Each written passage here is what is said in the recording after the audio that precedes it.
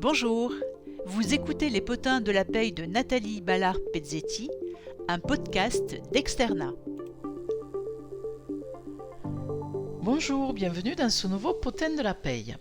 Potin de la Paye consacré à un arrêt. Oui, alors vous allez dire encore une fois, ben oui, mais la Cour de cassation le 2 avril 2025 s'est prononcée sur une question concernant la prime d'ancienneté. Alors qui dit prime d'ancienneté dit salaire brut, qui dit salaire brut dit Potin de la Paye. Je ne peux pas résister. Donc, 2 avril 2025, la Cour de cassation se prononce sur le droit d'un salarié en arrêt maladie non rémunéré à percevoir une prime d'ancienneté. Alors, revenons rapidement sur les faits. Le salarié en arrêt de travail, d'ailleurs pour accident du travail, non indemnisé parce que plus de droit à maintien de salaire, prétendait pourtant pouvoir percevoir la prime d'ancienneté prévue par la convention collective qui lui était applicable.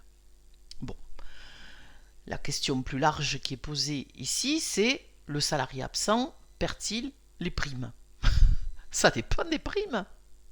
Traditionnellement, on sait très bien que certaines primes sont conditionnées à la présence. Oui, par exemple, les primes de présentéisme. Elles peuvent totalement être supprimées en cas d'absence. D'autres primes peuvent être diminuées en cas d'absence. Par exemple, certaines primes qui sont diminuées proportionnellement aux absences ou en tout cas aux absences non assimilées du travail effectif. Ici, on parle de la prime d'ancienneté. Qu'est-ce que récompense finalement? Qu'est-ce que rémunère la prime d'ancienneté? La fidélité du salarié à l'entreprise. En aucun cas, la prime d'ancienneté ne rémunère la présence.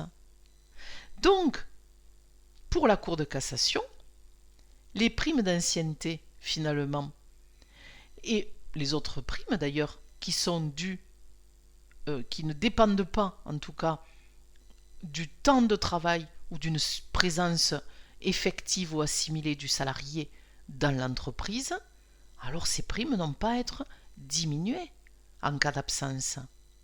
La prime d'ancienneté, elle qui récompense la fidélité du salarié et non sa présence régulière, doit être due sans qu'il soit tenu compte des absences, et notamment des absences pour maladie.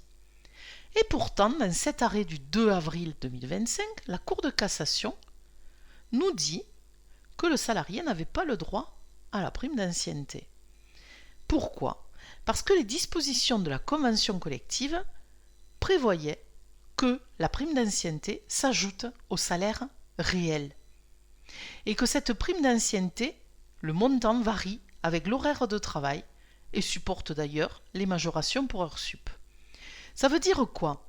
Ça veut dire que comme la prime d'ancienneté s'ajoute au salaire réel et varie avec l'horaire de travail, quand il n'y a pas de salaire, il n'y a pas de prime d'ancienneté. Allez, j'ose. Pas de bras, pas de chocolat. Pour la Cour de cassation, si je vous reprends l'attendu, s'il ne résulte pas des dispositions conventionnelles que la prime d'ancienneté puisse être réduite voire supprimée en cas d'absence, le salarié ne peut toutefois pas prétendre au versement de cette prime pendant son absence pour maladie non rémunérée. En fait, la question ici, c'est le fait d'être rémunéré ou non pendant l'absence qui va déterminer ou non le droit à prime d'ancienneté.